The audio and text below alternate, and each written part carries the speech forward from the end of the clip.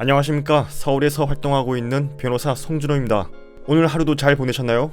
물피도주란 말 한 번쯤 들어보셨죠? 법률 용어는 아니지만 부르기는 참 쉽습니다. 이 물피도주는요, 다른 사람의 차량을 손괴하고 나서 적당한 조치를 취하지 않고 그대로 가버린 경우에 성립을 합니다. 차량 사이에 충돌은 있었는데 피해가 거의 없는 경우가 있습니다. 이럴 때에도 적당한 조치를 취하지 않고 그대로 간 경우에 물피도주죄가 성립을 하는지에 대해서 궁금해하시는 분들이 많이 있더라고요. 그래서 제가 사례를 하나 준비를 했습니다. 따로 블랙박스 영상이 준비되어 있지 않아가지고 도회를 같이 보면서 사실관계에 대해서 말씀을 드리도록 하겠습니다. 먼저 본격적으로 시작하기에 앞서 아직 제 채널 구독 안 하신 분 계시다면 오른쪽 아래에 있는 빨간색 구독 버튼 꾹 눌러주시길 바랍니다. 따로 비용이 발생하지 않습니다.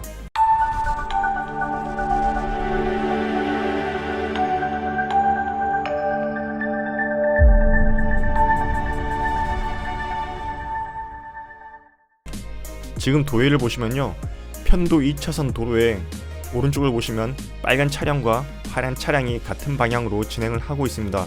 여기서 파란 차량은 2차선을 달리고 있는데 1차선으로 차선을 변경하고 싶어 합니다. 그래서 왼쪽을 봤는데 미처 빨간색 차량을 발견을 하지 못했습니다. 그 상태로 이렇게 진행을 했죠. 그래서 이제 쿵 하고 부딪혔는데 세게 부딪히진 않았습니다. 파란색 운전자는 별 대수롭지 않다고 생각했는지 그대로 이렇게 앞으로 진행을 했습니다. 이때 빨간색 운전자는 화가 나죠. 그래서 흥분한 상태로 파란색 차량 운전자를 잡으려고 그대로 추격을 해서 갔습니다. 그렇게 1km 이상을 추격해 가다가 사거리에 이제 다다르는데요. 파란색 차량 운전자도 어쩔 수가 없죠. 서야죠. 앞에 이렇게 차량 왔다 갔다 하니까 진행할 수 없지 않습니까? 그래서 이렇게 서게 되었고 빨간색 운전자에게 잡히게 되었습니다. 사고 결과에 대해서 말씀을 드리면 다친 사람은 없습니다. 다친 사람은 없고 단지 아까 보신 것처럼 빨간색 그 차량 앞 범퍼가 살짝 도색이 벗겨지는 정도, 그 정도만 피해를 입었습니다.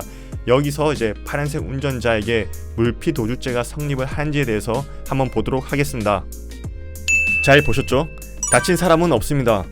피해 차량도 앞 범퍼 도색만 살짝 벗겨졌고 그 외 나머지 피해 사항은 없습니다. 이 물피도주는 도로교통법 148조에서 규정을 하고 있는데요. 일단 그 조문을 같이 보도록 하겠습니다. 도로교통법 148조를 보면요, 제54조 1항에 따른 교통사고 발생 시에 조치를 하지 아니한 경우에는 5년 이하의 징역이나 1,500만원 이하의 벌금에 처한다 라고 되어 있습니다. 그러면 54조 1항을 한번 같이 볼게요. 연결 조항이니까 54조 해서 1항, 차, 좀 간단하게 이야기하겠습니다. 차의 교통으로 인하여 물건을 손괴한 경우에는 우리 이 사건에서는 사람은 다치지 않고 물건이 손괴된 경우에만, 차량이 훼손된 경우에만 한정해서 말씀을 드리고 있습니다. 그래서 차의 교통으로 인하여 물건을 손괴한 경우에, 차의 운전으로 인하여 물건을 손괴한 경우에 짝짝짝 해서 다음 각호의 조치를 취하여야 된다 해서 1호 사상자를 구하는 등 필요한 조치, 2. 피해자에게 인적사항을 제공. 이 도로교통법 54조 1항의 취지에 대해서 아시는 분 있으신가요? 이 조문은 사고가 발생한 다음에 도로상에서 발생할 수 있는 위험이나 장애를 제거를 해서 원활한 교통을 확보하자는데 그 목적이 있습니다. 쉽게 얘기하면 2차 사고를 방지하겠다는 거예요. 그럼 여기서 54조 1항 1호에서 말하는 그 필요한 조치는 무엇일까요? 일단은 사람이 다치지 않은 것을 전제로 하는 겁니다. 먼저 파편물이 있는 경우를 생각할 수 있겠죠. 보통 교통사고가 나면 차가 부딪히면서 최소한의 비산물, 그러니까 파편물들이 도로상에 쭉 깔리잖아요. 사고가 작게 나면 작게 나는 대로, 크게 나면 크게 나는 대로 비산물이, 파편물이 도로상에 쫙 흩어집니다. 뒤따라오는 차량들은 도로 위에 보이는 그 파편물들이 갑자기 작게 보이잖아요.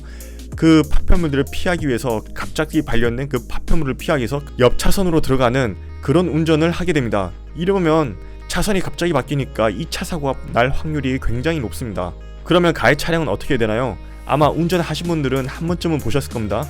운전자가 도로에 나와서, 사람들이 도로에 나와가지고 경광등이나 옷이나 그것도 없으면 이 팔로 이렇게 옆으로 돌아가라고 그런 수신호 하는 거 한 번쯤 보셨죠? 바로 그런 적당한 조치를 취해야 하는 겁니다. 두 번째로 이 사안처럼 도로상에 파편물이 전혀 없는 경우에 대해서 얘기를 해보겠습니다. 일단 도로상에 파편물이 없으니까 2차 사고의 가능성이 있다고 볼 수가 없죠.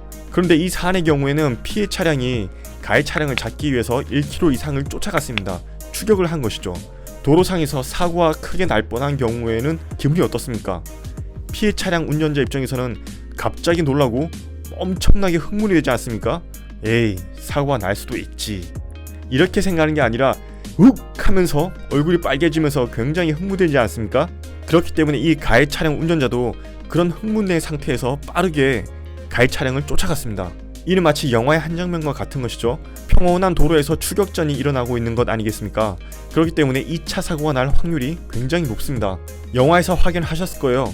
가해 차량과 피해 차량은 계속 추격해서 가는데 절대 사고가 나지 않고 이를 피하기 위한 다른 차량들이 서로 부딪히면서 사고 나는 경우 보셨을 겁니다. 가해 차량은 일단 차량을 멈추는 등 적당한 조치를 취하지 않았기 때문에 2차 사고의 위험을 발생했다고 평가할 수 있습니다. 다시 말하면 가해 차량에게 물피도주죄가 성립을 합니다. 평소 물피도주는 도로상의 파편물이 쫙 하고 튀었을 때 성립한다고 알고 계셨을 텐데요. 이런 사례도 있다는 점 알고 계시면 좋을 것 같습니다. 물피도주에 관한 영상은 여기까지입니다. 여기까지 영상을 보셨다면 오른쪽 아래에 있는 빨간색 구독 버튼 꼭 눌러주시길 바랍니다. 따로 비용이 발생하지 않습니다. 교통사고에 관해서 과실 비율이나 사고 분석을 원하시는 분들이 있으시다면 제게 블랙박스 영상을 보내주십시오. 인적 사항에 관해서는 지금과 같이 모두 가리고 분석을 해드리겠습니다. 제 유튜브 채널 페이지 상단에 제 번호를 남겨두었으니까 그쪽으로 연락 주시면 좋겠습니다. 그럼 다음 영상에서 또 뵙겠습니다. 좋은 하루 되십시오.